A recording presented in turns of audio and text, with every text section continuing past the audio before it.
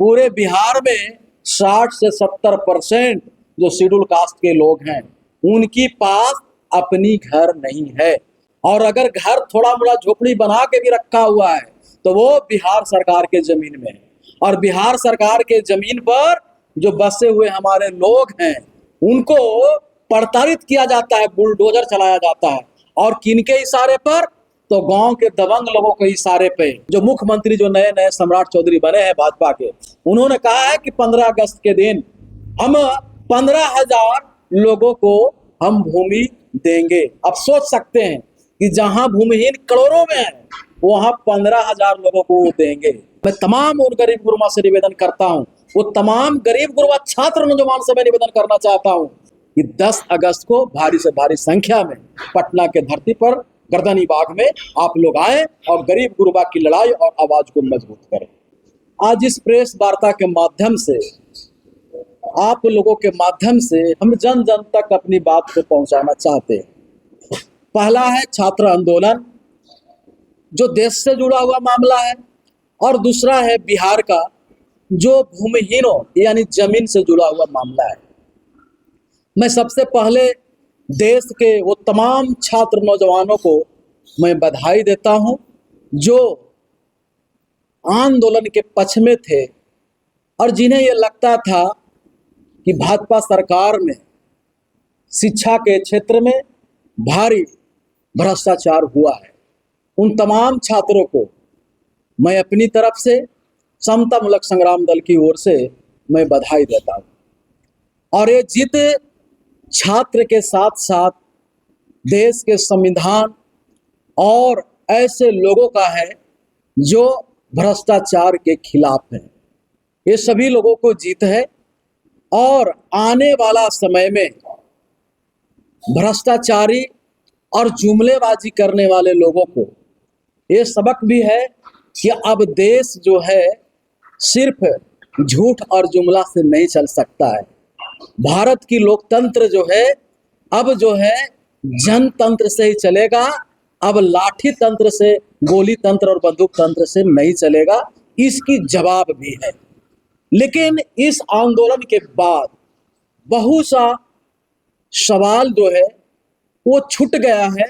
वो सवाल मैं चाहता हूं कि देश के प्रधानमंत्री, देश के उन तमाम शासक, देश के उन तमाम जनता के बीच में जाए, और खास करके जो इस आंदोलन को लीड कर रहे थे सोनम वांगचुक जी और अभिजीत दीपके, जैसा कि जब ये नीट में हुई पेपर लीक को लेकर जब आंदोलन शुरुआत हुई जून माह से, तो आपने देखा होगा कि देश के जो मुख्य धारा की मीडिया है वो क्या क्या न बोल रही थी, क्या क्या न बोल रहा था कि छात्रों का इस आंदोलन का कनेक्शन जो है चाइना से है, इस आंदोलन का जो कनेक्शन है वो पाकिस्तान से है, आतंकवादियों से है, विदेशी फंडों से है।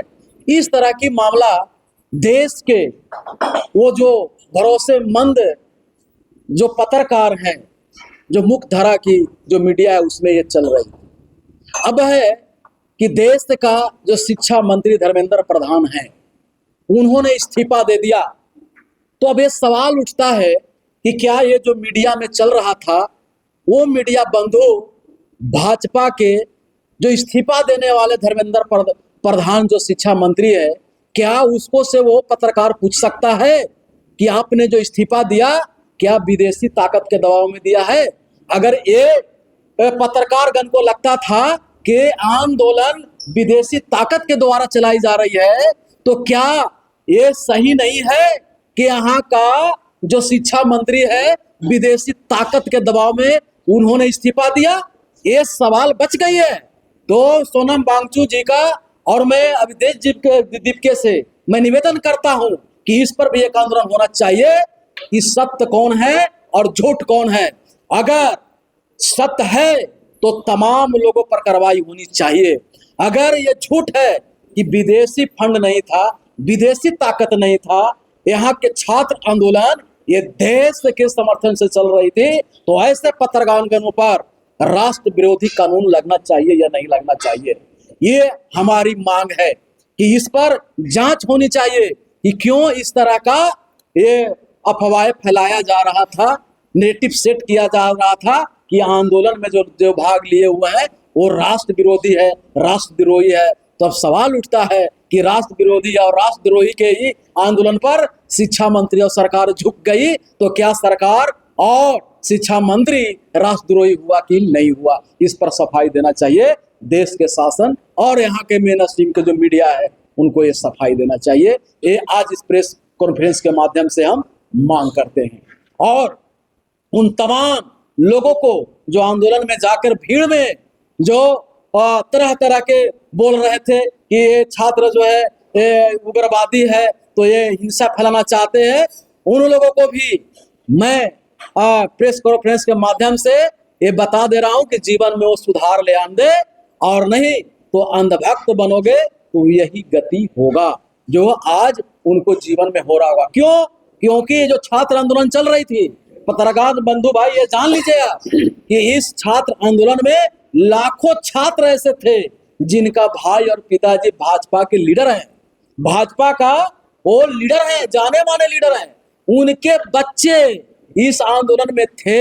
यानी भाजपा को ही नहीं नकारा, वो अपने फैमिली जो भाजपा का लीडर थे उनको भी नकारा और कह के आया कि आप लोग शिक्षा विरोधी हो, आप लोग जुमलेबाजी हो, आप लोग इस देश को बर्बाद कर रहे हो। उनके बच्चे खुद अपने भाई और अपने बाप अपने माँ को डांट कर इस आंदोलन में था। उन तमाम छात्रों को मैं तहे दिल से साधुवाद और जय भीम से मैं उनको अभिवादन करता हूँ। दूसरी बात, जो बिहार का सबसे बड़ी मुद्दा है वो है मुद्दा भूमिहीन। हम शिक्षा के प्रति तब ना आकर्षित होंगे या हमारी गति उसकी ओर बढ़ेगा तब हमारे पास घर होगा। हमारे पास तो आज घर ही नहीं है। पूरे बिहार में 60 से 70% जो शेड्यूल कास्ट के लोग हैं उनकी पास अपनी घर नहीं है, और अगर घर थोड़ा मोड़ा झोपड़ी बना के भी रखा हुआ है तो वो बिहार सरकार के जमीन में है। और बिहार सरकार के जमीन पर जो बसे हुए हमारे लोग हैं उनको प्रताड़ित किया जाता है, बुलडोजर चलाया जाता है। और किनके इशारे पर? तो गांव के दबंग लोगों के इशारे पे ये घर को तोड़ा जाता है।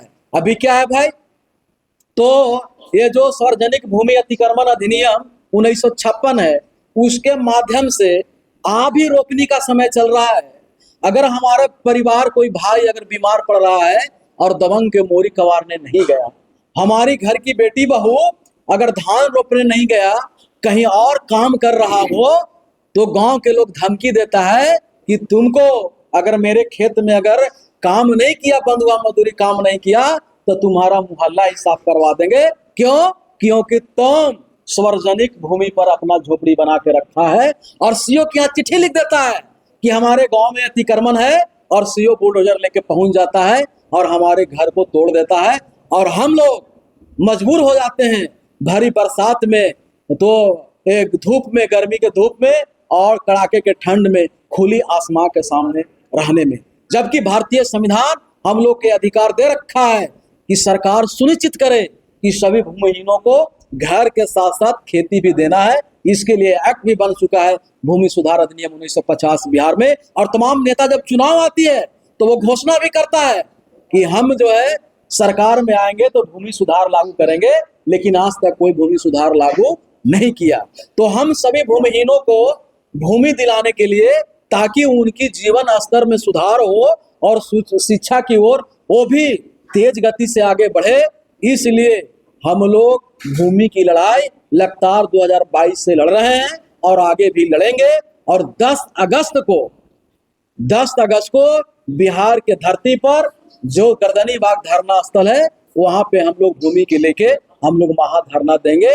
क्यों? क्योंकि अभी के जो वर्तमान जो मुख्यमंत्री जो नए नए सम्राट चौधरी बने हैं भाजपा के, उन्होंने कहा है कि 15 अगस्त के दिन हम 15,000 लोगों को हम भूमि देंगे। अब सोच सकते हैं कि जहां भूमिहीन करोड़ों में है वहां 15,000 लोगों को वो देंगे, यानी ऊंट के मुंह में जीरा का फोरन। अब बताइए कि 15,000 तो एक ब्लॉक में हो जाएगा, जो छोटी ब्लॉक है, बड़ी ब्लॉक छोड़ दीजिए, छोटी ब्लॉक में 15,000 से ज्यादा भूमिहीन है। तो आप इस बिहार में आप किसे भूमि देना चाहते हो भाई? तो हम लोगों को मांग है, इस धरना के मांग से है कि प्रथम चरण में 30,000 नहीं, कम से कम 30 लाख लोगों को भूमि आवंटन होना चाहिए, भूमि मिलना चाहिए। अगर हम लोगों को भूमि नहीं मिली तो हमारे बच्चे कैसे पढ़ेंगे? जब शांत वातावरण नहीं मिलेगा तो कैसे पढ़ेगा?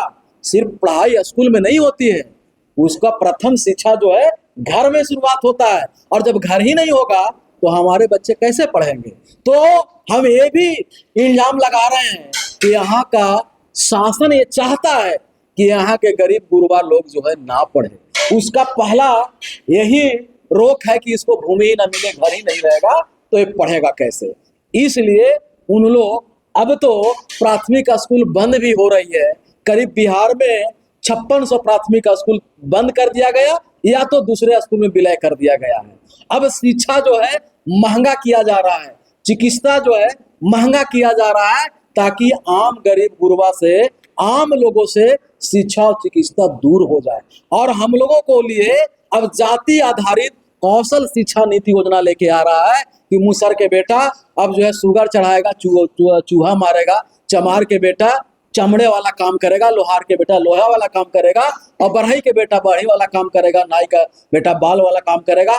इस तरह करके एक सरकार योजना ला रही है, और कहीं ना कहीं ये पुनः उसी जातिवाद में हमें धकेलना चाहता है, जिस जातिवाद की गंदगी से बाबा साहब ने हम लोग को संविधान के माध्यम से निकाल के लाया है। इसलिए आप प्रेस के माध्यम, बंधु के माध्यम से मैं तमाम उन गरीब गुरबा से निवेदन करता हूं, वो तमाम गरीब गुरबा छात्र नौजवान से मैं निवेदन करना चाहता हूं कि भाई देखो, गरीब गुरबा में हम लोग पैदा लिए हैं, तो गरीब गुरबा के जो वयस्क लोग जो हैं, जो युवा लोग जो हैं, जो वयस्क लोग जो है, वो काम में व्यस्त रहते हैं। लेकिन जो छात्र नौजवान हो, वो इस आंदोलन में भाग लो, और नहीं तो आने वाला समय हम लोग के और दुर्गति होने वाला है।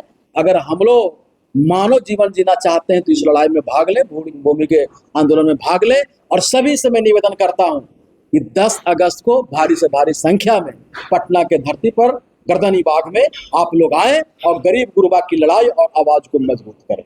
जय भीम, जय भारत।